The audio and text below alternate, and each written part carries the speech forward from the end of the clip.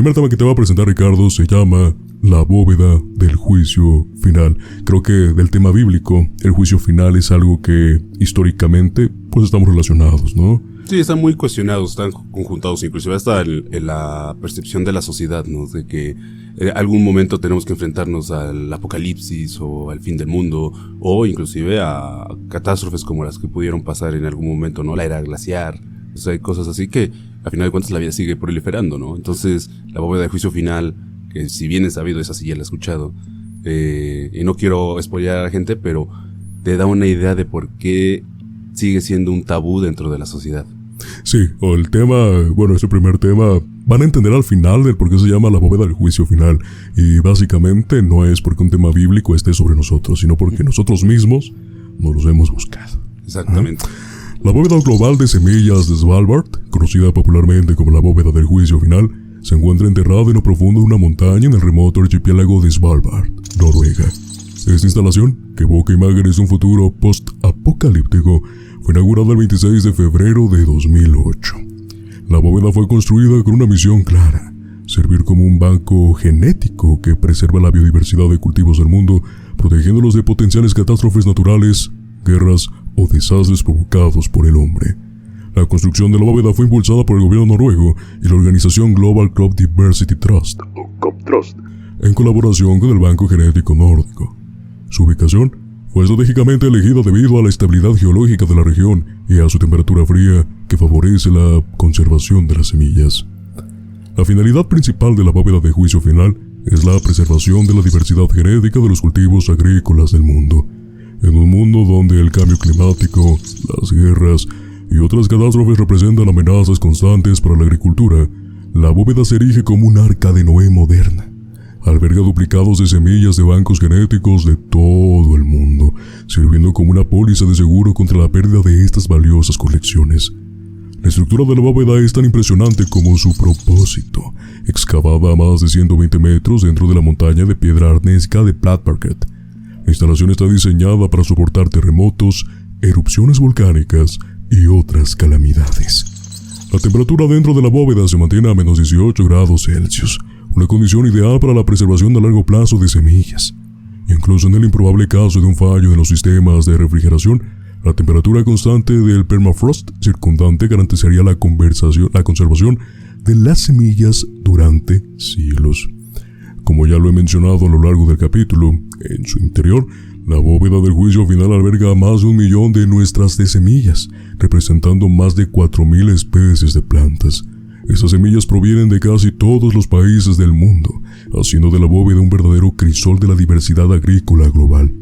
Cada caja de semillas está etiquetada con precisión y almacenada en estanterías que se extienden por los pasillos subterráneos, creando una visión impresionante de la diversidad genética de nuestra flora cultivable. Hasta este punto, ¿qué tan de acuerdo estás con esto? Que realmente es un estilo de arca de Noé moderna. Yo creo que sí, es el nombre correcto que se le podría dar, ¿no? Para que la sociedad lo pueda comprender, ¿no? Porque la historia del arca de Noé es una de las más populares del mundo, seas o no perteneciente a la religión, ¿no? Porque muchas religiones la tienen dentro de sus libros bíblicos, ¿no? Lo que yo sí destaco mucho es que aquí no estamos guardando diversidad de animales, estamos guardando diversidad de alimentos, de flora. ¿Y por qué? Porque yo creo que la humanidad a lo mejor podría desprenderse del consumo de carne, pero no del vegetal, ¿no? Entonces, como tú lo acabas de mencionar, yo creo que darle ese adepto podría quedar más como el arca de Noé vegetariano, porque pues al final del día lo que estamos tratando de preservar es todos los alimentos que nos sirven para la agricultura en un futuro, ¿no? Sí, tal vez como en el inicio de nuestros tiempos con el Homo sapiens, ¿no? Que tal vez la cacería sí era una parte importante dentro pues de su cadena alimenticia, pero las semillas fueron lo que potencializó aún más su alimentación y obviamente cuando ya se convirtieron en sedentarios, ¿no? Sí, y más que nada porque la agricultura fue la principal fuente de tanto de ingresos como de alimento. En muchas culturas, lo hemos visto en culturas mesoamericanas, lo hemos visto en culturas sudamericanas, en Mesopotamia, que cuando ya la agricultura ya se establece, ya está bien fija, es un sustento importante, no solamente alimenticio, sino económico y social porque en base a eso es como vas trabajándolo. En Mesoamérica y en Europa era el trueque la mayor parte de las veces. Exacto. Hasta que se implementó el uso de una moneda, ¿no? Sí, en este caso acá era el cacao. Exacto, es lo que te iba a comentar justamente. Acá era la moneda nacional, básicamente. Ajá. Y en Europa pues ya se empezaron a implementar monedas de latón, de plata y de oro. Entonces, si nos basamos en eso, podríamos pensar que en un futuro no apocalíptico, porque sería muy tonto mencionarlo, ¿no? Pero sí en un futuro donde las guerras puedan ser muy fuertes, no tengas duda de que la agricultura, donde sí pueda estar funcionando, va a ser un punto importante de trueque por armas, por metales, por materia prima importante para un conflicto bélico, ¿no? Y estamos hablando solamente en ese punto. Ahora, aquí también hay otro punto que podríamos contrariar, y yo creo que sí, ya me estoy basando mucho en lo lógico y en lo científico, pero el agua podría ser un factor también muy importante, ¿no? La ventaja de donde está situada la bóveda es que está llena de glaciares, o sea, hay mucho hielo disponible, ¿no? Hay mucha agua todavía, ¿no? Entonces no dudes que a lo mejor, si llegara a pasar un conflicto mucho más fuerte, estas instalaciones tendrían la necesidad de ampliarse, ahora ya no solamente para preservar, sino para continuar con la agricultura. Sí, pero también hay que recordar que justamente en dado caso que haya un cambio climático y los glaciares se derritan, aún así creo que hay basto para poder permanecer, no por mucho tiempo, pero sí por un periodo un tanto mediano, ¿no?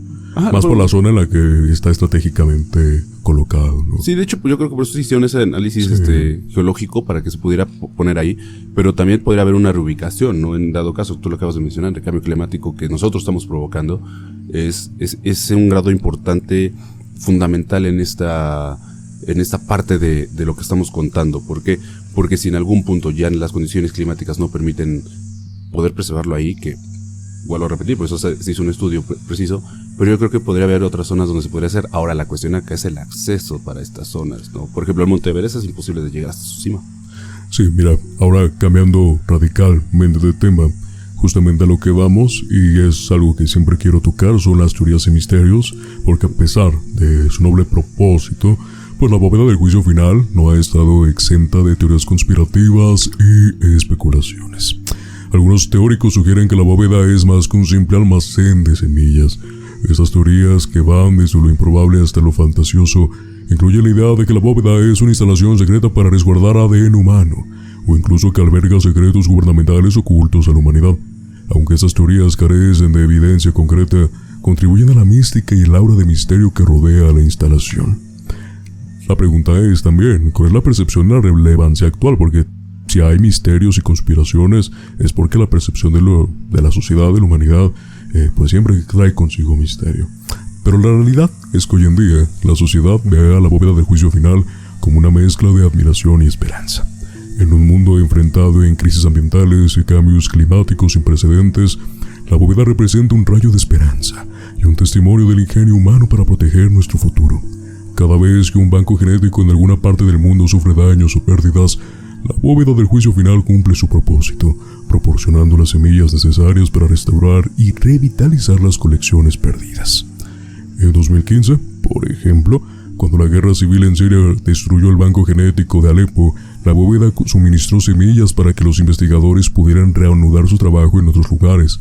Este evento subraya la importancia de la bóveda como un recurso vital para la seguridad alimentaria mundial. Ahora, retomando un comentario que tú pusiste sobre la mesa referente al tema del acceso, viene la siguiente pregunta. ¿Por qué se considera un lugar prohibido si no tiene nada de conspirativo, no tiene nada fuera de lo normal? Simplemente, como te lo acabo de comentar, es un rayo de esperanza para un futuro post-apocalíptico, como lo quieran ver, ¿no?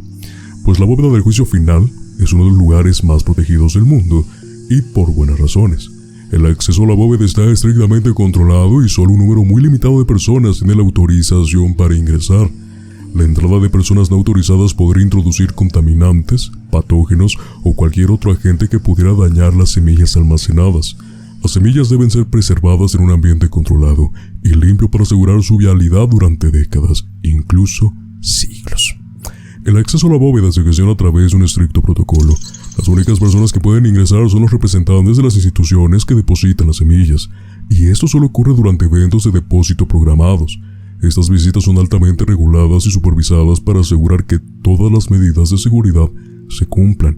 De hecho, el primer punto sobre el tema de las medidas de seguridad es el control de acceso, ya que la entrada a la bóveda está protegida por un sistema de seguridad de alta tecnología que incluye cámaras, sensores y puertas reforzadas. Solo individuos autorizados, equipados con credenciales específicas, pueden acceder al interior. En segundo lugar, tenemos que los depósitos también son controlados, porque cuando una institución desea depositar semillas debe seguir un proceso riguroso. Las semillas son enviadas en contenedores sellados que son inspeccionados y procesados antes de ser almacenados. Este procedimiento minimiza el riesgo de contaminación y asegura que las semillas se mantengan en condiciones óptimas. En conclusión, la bóveda del juicio final es prohibida principalmente para asegurar la protección y preservación de una colección invaluable de semillas que representan la biodiversidad agrícola del mundo. Las estrictas medidas de seguridad no solo salvaguardan el contenido de la bóveda, sino que también aseguran que esta instalación vital pueda cumplir su propósito en las generaciones venideras. Al restringir el acceso, se minimizan los riesgos de daño, contaminación y sabotaje, asegurando que este refugio de esperanza para la humanidad esté siempre listo para cumplir su misión en tiempos de necesidad. Y así, la bóveda del juicio final permanece como un lugar envuelto en misterio, protegido por sus puertas de acero y las frías tierras de Svalbard, un testamento silencioso de nuestra determinación para preservar el futuro de la humanidad en un mundo incierto. ¿Qué te pareció el primer tema que hemos tocado en el capítulo de hoy, la bóveda del juicio final? Se me hace fascinante porque su contenido histórico, bueno, creo que no lo he mencionado hasta este punto, pero Manu sabe que yo soy una de las personas que se fascina por la historia, y en este punto, históricamente, de las cosas malas que hemos platicado sobre la humanidad, este es uno de los grandes aciertos que ha tenido la sociedad, ¿no? O sea, el raciocinio humano. Desconocía que había más bancos de semillas, eso sí, eso no lo conocía, y es agradable saber que hay más científicos trabajando arduamente por preservarlas y también por modificarlas de algún modo para que se puedan adaptar a las condiciones en las que vivimos. Y retomando el punto de por qué es estrictamente prohibido, esa idea yo ya la tenía en mente, porque al final de cuentas sí hay que ser muy claros, o sea, estás tratando de preservar y entonces no puedes permitir el acceso a cualquiera. Aquí yo creo que sí podríamos justificar totalmente que no se pueda permitir el acceso ni siquiera a un reportaje, a una investigación, ¿no? Porque tendría que pasar muchos filtros y también muchos procedimientos que desgraciadamente, como, si no como civil, pero sí como una persona alejada y exenta de conocimiento de lo que implica esos procesos, suele ser un poco difícil y riguroso, ¿no? Entonces, no podríamos decirlo de otra manera, pero hay reporteros que les cuesta mucho trabajo decir, ¿sabes qué? Me quiero saltar esos procedimientos, y todos se preguntan el por qué. O sea, a final de cuentas no estamos haciendo nada malo, ¿no? Sí, simplemente es un tema de investigación, un tema para preservar las generaciones venideras. Simplemente es eso. Creo que el tema conspirativo y misterioso, voy a lo mismo, es la gula que tenemos sobre este tipo de temas, ¿no? Que siempre queremos encontrar algo peor. Sí. Pero en este caso no es así, simplemente es un lugar prohibido. Ya tú lo comentaste, justamente pues para no contaminar, básicamente. Es algo tan sencillo que a veces a la gente nos cuesta entender. Sí. Pero es algo tan simple como eso, ¿no? Y lo que no dudo es que haya gente que se haya atrevido a intentar acercarse, ¿no? Y que pues lógicamente se termina retirando, ¿no? Porque también el control militar debe de existir dentro de estas zonas, ¿no? O sea, lo dijimos al principio con el Área 51, lo puedo retomar acá. Si no hay un control militar, también es imposible preservar estas situaciones, ¿no? Y más porque la ubicación es bien conocida.